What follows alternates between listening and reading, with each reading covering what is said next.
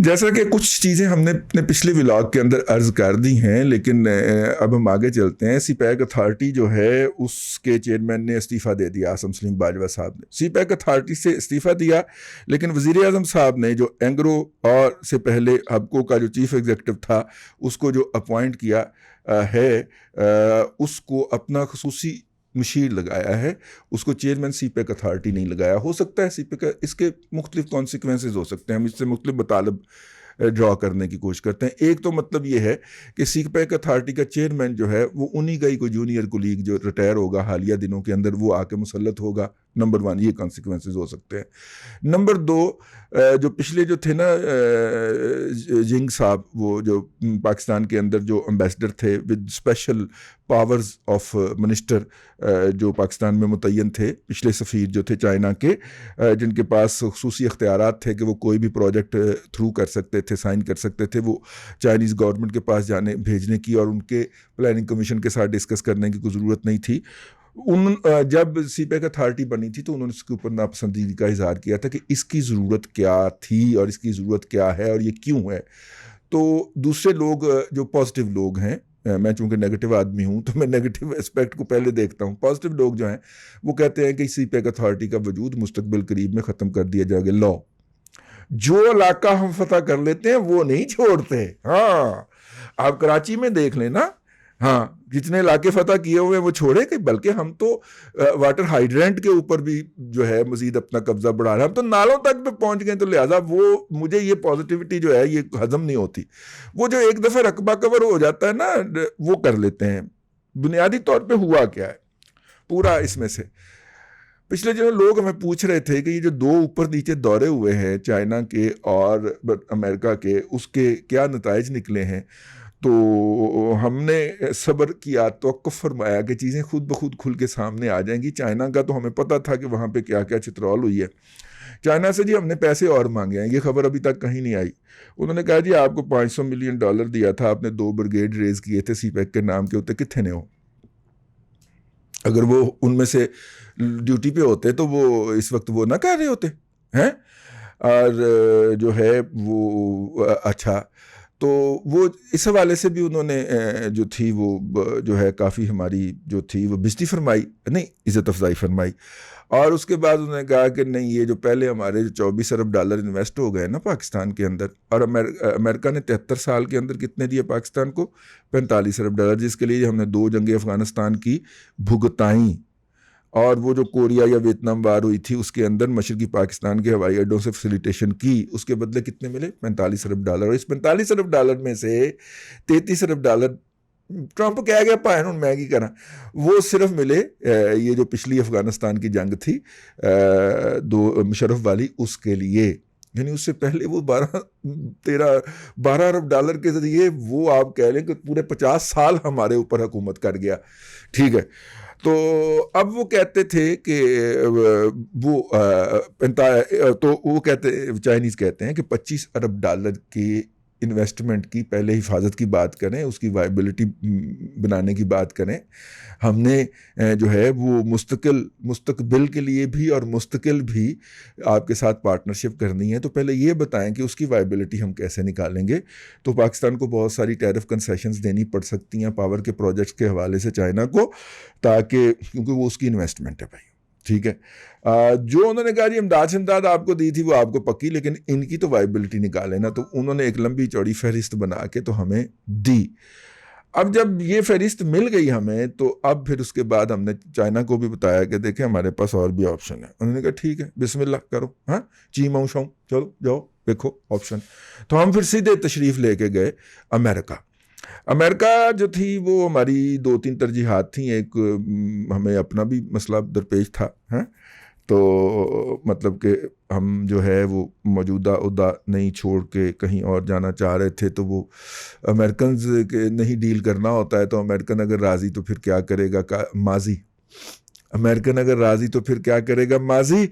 तो हमारा ख्याल था कि वहाँ पे भी हम जाएंगे और वहाँ से एक ओके की आवाज़ आएगी और जनाब ये सारे जो इस्लामाबाद के अंदर बैठे हुए लोग हैं, उनकी आंखें झुक जाएंगी और फिर हम जनाब हम होंगे, लेकिन वहाँ पे बात नहीं बनी। उन्होंने किसी काबिल ज़िक्र लेवल तक हमारी रसाई नहीं होने दी, मुलाकात नहीं थी।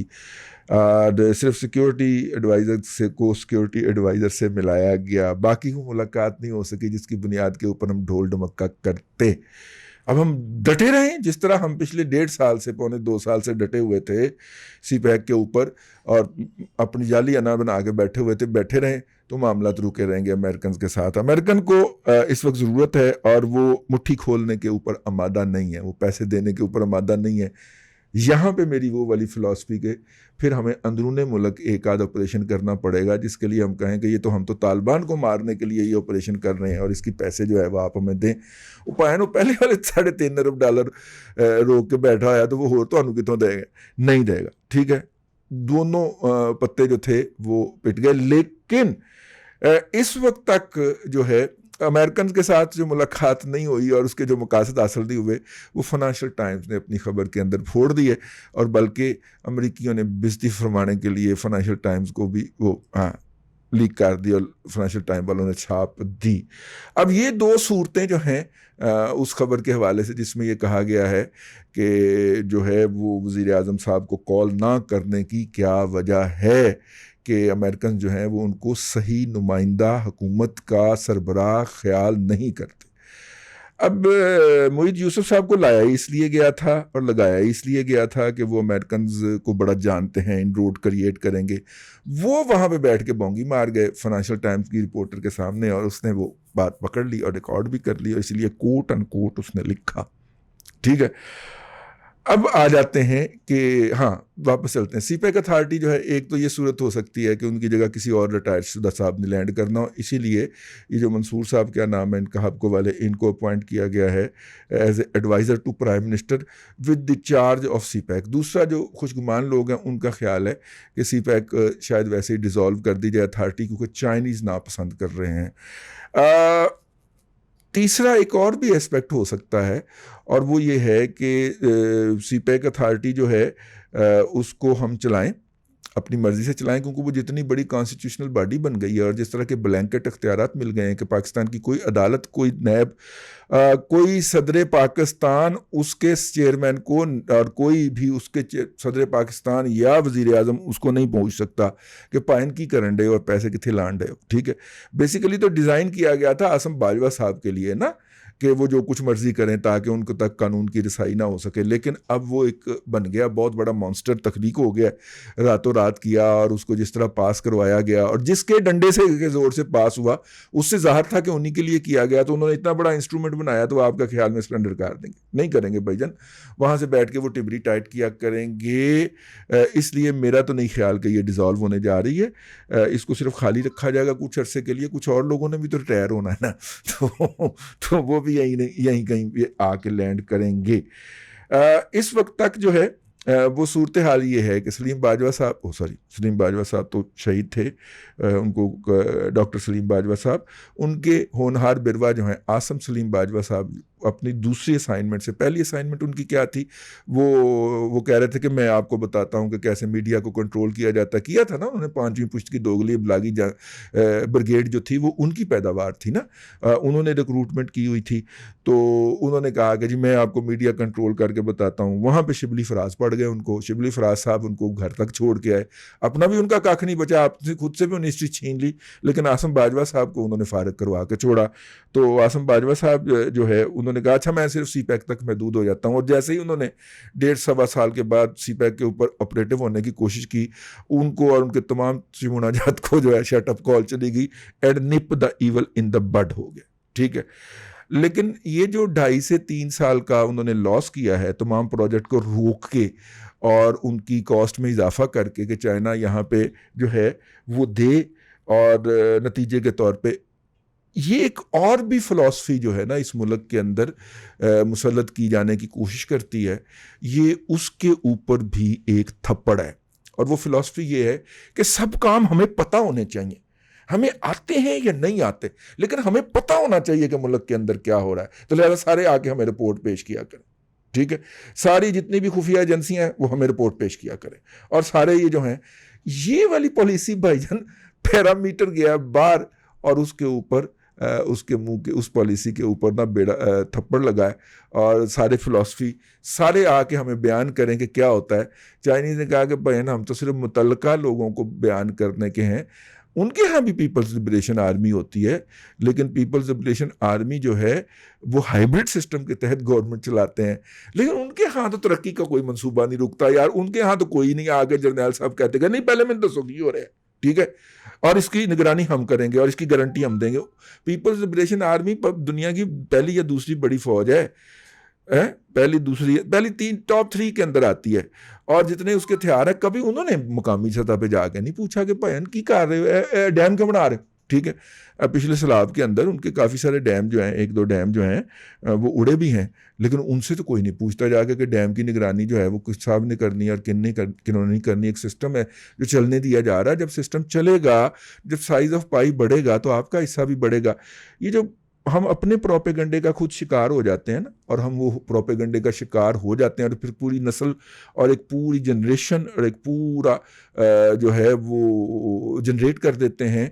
और अगर हम ये प्रोपेगंडा ना करें और तमाम अपने हुकाम के ऊपर ये लागू ना करें कि सिर्फ ARY देखा करें, तो फिर जहालत में कुछ कमी हो सकती है। लेकिन ये जो नस्ल आ गई है, बहरहाल पूरी की पूरी आ गई है, और इन्होंने ही ऊपर जाके प्रमोट होके तो ऊपर आला ओहदों पे बैठना है। तो ऐसी सूरत के अंदर कोई बेहतरी की सूरत अल्लाह करे हो, लेकिन कोई नज़र नहीं आती, क्योंकि माइंड सेट ऐसा बन गया कि पहले सानू दसो ना करन की डे, हाँ ओए कौन हो तुसी, खलोए थे किसे जान दे। ये वो वाला एटीट्यूड है जो आपको हर सड़क के ऊपर जो है वो रोक के पूछ सकता है। कोई भी आदमी जिसने मखसूस रंग के कपड़े पहने हो या जिसके हाथ में कोई हथियार हो, वो पूछ सकता। तो ये वो वाला जी, तो ये पूछा गया है। तो पाकिस्तान के अंदर तो ये चीज़ नामामूल हो चुकी है, हज़म हो जानी थी। 4 माशाल्लाह हज़म हो गई, यहाँ पे 3 4 1 2 3 4 माशाल्लाह हज़म हो गई, यहाँ पे 5वां भी हम भुगत रहे हैं।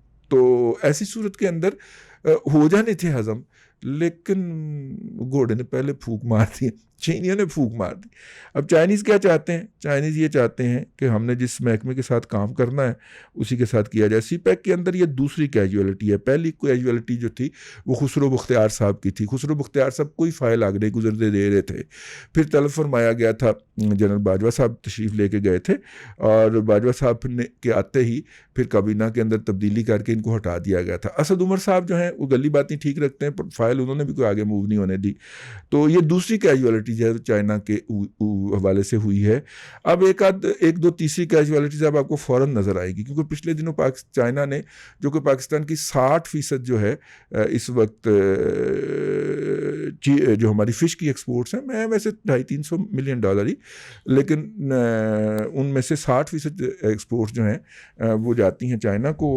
और चाइना ने कोरोना का के उसके अंदर सिम्टम्स होने का बहाना करके उसके ऊपर पाबंदी लगा दी थी। कब? जनवरी में। 8वां महीना है, हम कुछ नहीं कर रहे या कुछ नहीं कर पा रहे। दरमियान में कोरोना नीचे भी गया हमारा, हमने पूरी लाइफ भी खोल दी, लेकिन चाइना को हम नहीं मना पाए। और उसके बाद जनवरी में ही उन्होंने पाबंदी लगा दी थी हमारे चावलों की एक्सपोर्ट्स के ऊपर भी।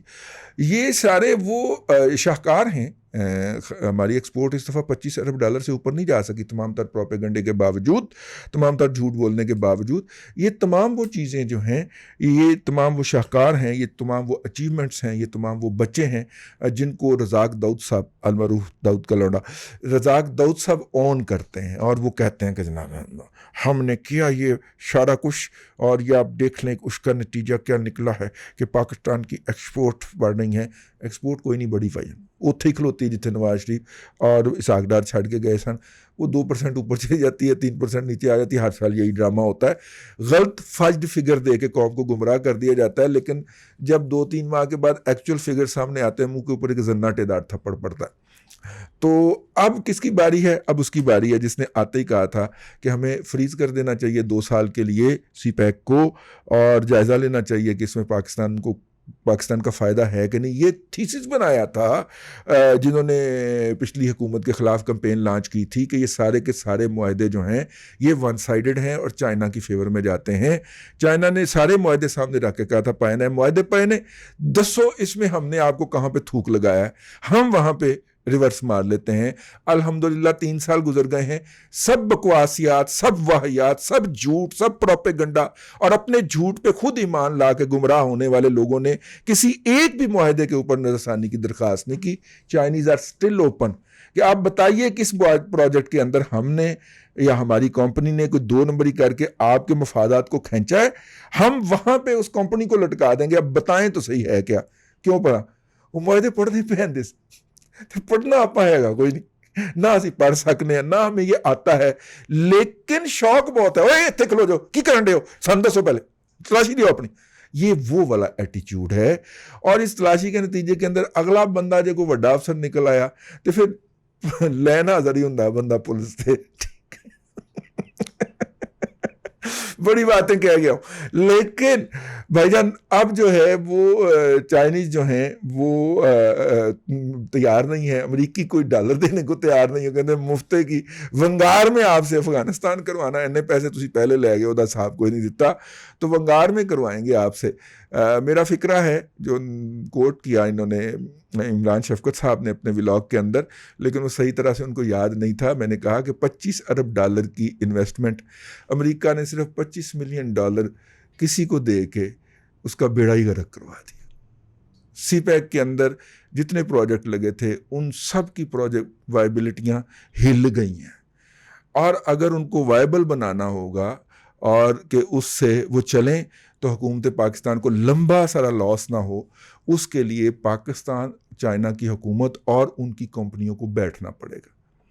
तो उनकी कंपनियां कम अज़ कम इनके साथ और इनके सरप्रस्तों के साथ तो बैठने को तैयार नहीं है, क्योंकि ये चौथे के दिन जो हैं ये मुंह से कुछ बकवास कर देते हैं। जैसे मुराद सईद ने बकवास फरमाई थी कि 72 अरब रुपया जो है वो मुल्तान सखर हाईवे के अंदर, ये मेरे पास सबूत हैं, ये सबूत हैं, वो हैं, वो कहा था ना इसने, वो 72 अरब रुपया जो है एहसन इकबाल, वो एहसन इकबाल पिट पड़ा था, एहसन इकबाल साहब पिट पड़े थे, उन्हें कहा ओए चाइना ही गए, ना करो ना करो। फिर चाइनीज ने जब फिर डंडा घुमाया ना, तो फिर बोला नहीं था बड़े दिनों मुराद सईद, तो मुराद सईद का इस्तीफा भी होगा जी इसके अंदर, ठीक है। रज़ाक दाऊद, मुराद सईद और ये तमाम वो चमाटदारान जो हैं जिन्होंने इस मामले को ख़राब किया है, और चाइनीज़ जो हैं वो बड़े चुप करके ठंडे बह के देखते रहे इसको, और फिर ये भी सोचते रहे कि ये हम इनके साथ नेकी करने लगे हैं, और ये हमारे ऊपर इंडिया के साथ मिल के तो दुल्हने एक्सपोर्ट करने का इल्ज़ाम लगा रहे हैं और प्रोपेगेंडा कर रहे हैं, और उनके व्लॉगर जो हैं वो इसके ऊपर व्लॉग बना रहे हैं। तो हम कर क्या रहे हैं? चाइनीज़ मीडिया शाये हैं जी, वो मीडिया को ज़्यादा रिपोर्ट्स जारी करने की और बेशुमार करने की, जिस तरह की ये करते हैं, उस तरह के कतन रवादार नहीं होते। वो कहते हैं कोई अचीवमेंट होगी तो फिर बिग बैंग किस्म का मीडिया कवरेज होगी, लेकिन पहले बकवास करके या खप पा के उसके लिए कोई हाइप क्रिएट नहीं करना। वो जो उनका 3 गॉर्जियस डैम है, उन्होंने तो उसके ऊपर मीडिया जाने की तब इजाज़त दी थी जब कोई गेट लगने वगैरह के मामला थे। बाकी जो उन्होंने फुटेज रिलीज़ की हैं वो उनकी अपनी इंटरनल फुटेज थी जो वो मीडिया को वक्तन फ़क्तन जारी करते थे, मीडिया को फिजिकली लेके नहीं जाते थे। ऐसे जैसे कीता भी कुछ नहीं, तो गवादर जरा C-130 भर के लै गए, 2-3 चक्कर लगते रहे रोज़ाना C-130 they Islamabad to Gwadar, तो फिर उत्थे बेचारे सदीक जान नूं मार ही पैनी सी ना, होर की होना सी। अब आप अगर आज बैठ के मेरे से पूछें कि गवादर की उस पूरी एक्टिविटी से मेरे से क्या निकला, तो मैं कहूँगा कि अरशद शरीफ साहब ने हाथ साफ किए सदीक जान के ऊपर, और कुछ नहीं निकला। बेचारे ने बताया था PTV का चेयरमैन नहीं जा रहा, वो उसको चला गया। वो जो था वो क्या नहीं बुखारी, हा हा हा हा, नहीं बुखारी नहीं जा रहा, नहीं बुखारी भी चला गया। अब बेचारा कहता था ग्वादर बड़ा तरक्की करेगा और सीपैक को आज़म सलीम बाजवा नहीं। ये है बेचारों का टोटल सहाफत और टोटल इतलात, क्योंकि अननेचुरल तरीके से आए हैं ना। अननेचुरल तरीके से बंदा दुनिया में आए या सहाफत में आए, होता उसके साथ यही है जो इन बेचारों के साथ हो रहा।